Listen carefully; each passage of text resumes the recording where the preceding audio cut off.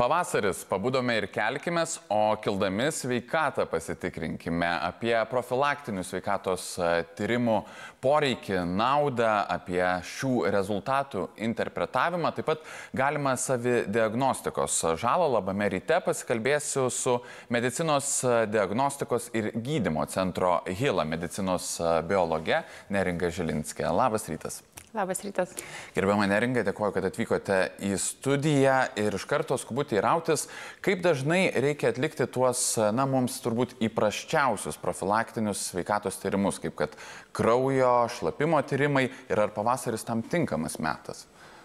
Tai iš esmės netinkamo meto niekada nėra.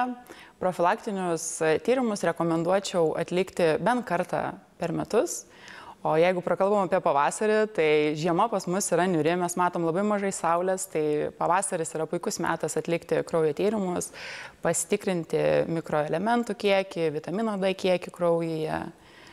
Tai nėra blogo laiko. Nėra blogo laiko, visada reikia rūpinti savo sveikatą.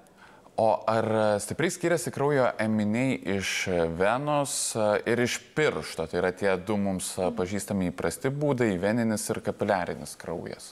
Tai tyrimų rezultatai yra tikslesni iš veninio kraujo. Tai pirmiausia yra dėl to, nes imant kraują iš piršto mes gauname mažą kiekį, kurio tiesiog gali neužtekti tinkamai atlikti kraujo tyrimus.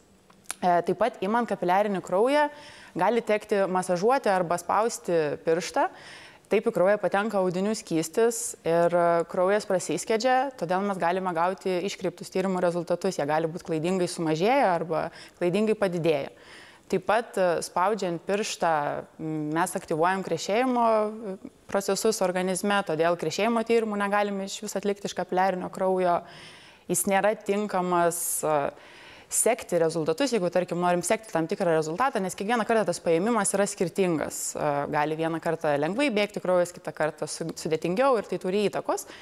Bet kapiliarinis kraujas puikiai tinka tyrimam, kuriuos reikia atlikti greitai, čia ir dabar, tarkim, prie paciento lovos. Tai čia jei trumpai paaiškintai yra tyrimai, kurių nereikia vežti į laboratoriją, jie atliekami mažais prietaisais šalia paciento ir ten gali užtekti net kraujo lašo tiesiog atlikti tyrimus. Tai čia dažnai būna uždegiminius rodiklius, nustato gliukozės kiekį kraujyje, hemoglobino kiekį. Tai...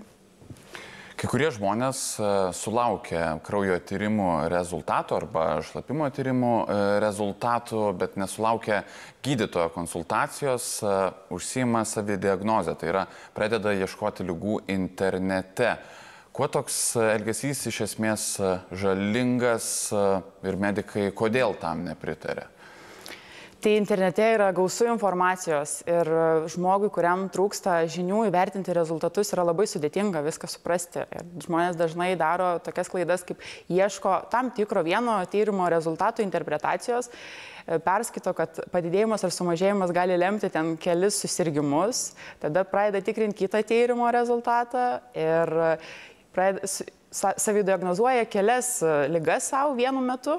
Tai aš tiesiog rekomenduočiau sulaukti gydytojo konsultacijos, gydytojas visus rezultatus įvertins bendrai, surinks anamnezę, visus duomenis apie pacientą, apie jo nusiskundimus ir įvertins visus rezultatus tarpusavį, kaip jie koreliuoja.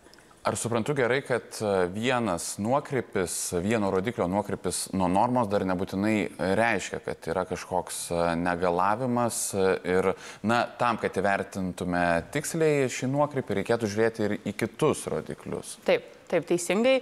Tai ir čia gal svarbu dar paminėti, kad nebūtinai kažkuri liga kelia tą padidėjimą ar sumažėjimą tam tikrų rodiklių, yra ir fiziologiniai organizmo procesai.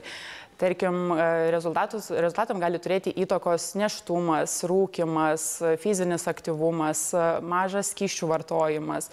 Taip pat svarbu, kai pacientas yra pasiruošęs prieš kraujo tyrimą, turi ir tai gali turėti įtakos. Kaip tinkamai pasiruošti tiems tyrimams? Ar reikėtų, jūs paminėjote, pavyzdžiui, sportas, rūkymas, susilaikyti, apsimesti, kad mes vienų dalykų nedarome arba kaip tik kitus geruosius dalykus daryti?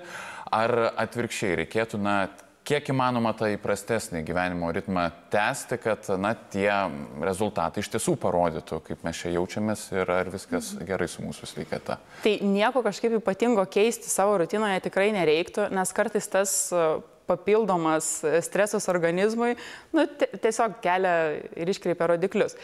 Tai tikrai yra tyrimų, kuriem reikia specialaus pasiruošimo, bet apie tokius tyrimus gydytojas dar prieš paskiriant juos pasakys, kaip jiem reikia pasiruošti.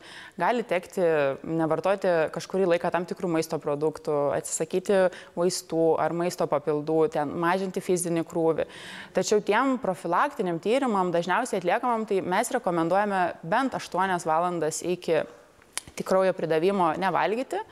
Nerekomenduojame prieš kraujo tyrimus gerti kavos, arbatos, galima gerti vandenį ir tiesiog ramiai kažkiek bent 15 minučių prieš kraujo paėmimą pasėdėti. Tai nėra čia toks kažkoks labai ypatingas pasiruošimas, tikrai nereikia keisti gyvenimo būdo, nes tai gali tiesiog dar sukelti papildomą streso. Tikrai, taip. Na, kaip svarbu ne tik atlikti sveikatos tyrimus, bet ir suteikti tokios papildomos žodinės informacijos gydytojui. Kiek ta informacija gali daryti įtakos tyrimų rezultatų interpretavimo. Ir viską pasako jau tie rodmenys, ar vis tik tikrai yra labai svarbu papasakoti gydytojui apie galimus simptomus, apie galimus kažkokius negalavimus, kurie padėtų jam suprasti visą bendrą paveikslą.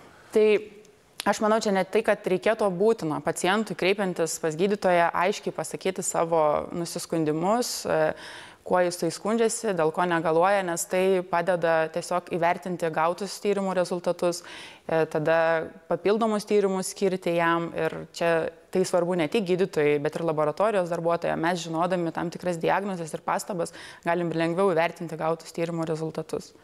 O apskritai, kiek daug galima sužinoti iš tų, vėlgi, mums įprasčiausių, geriausiai pažįstamų profilaktinių sveikatos tyrimų, sakykime, kraujas ir šlapimas. Ar daug pasako apie galimus sutrikimus, galimas ligas šie tyrimai?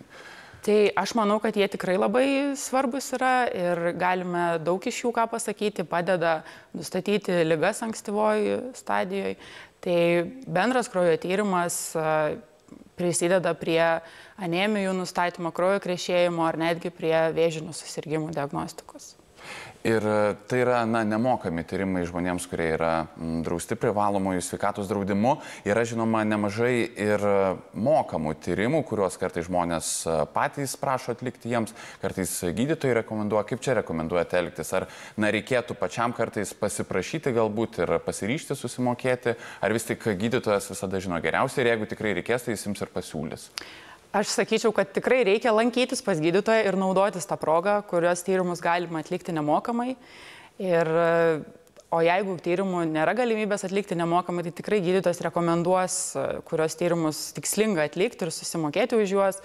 Vis tiek geriausia pradėti būti nuo gydytojo, nes kaip patys pacientai pradeda ieškoti savo ligų ir užsakinėti tyrimus, tai tikrai gauna rezultatus ir labai sunku jas įvertinti.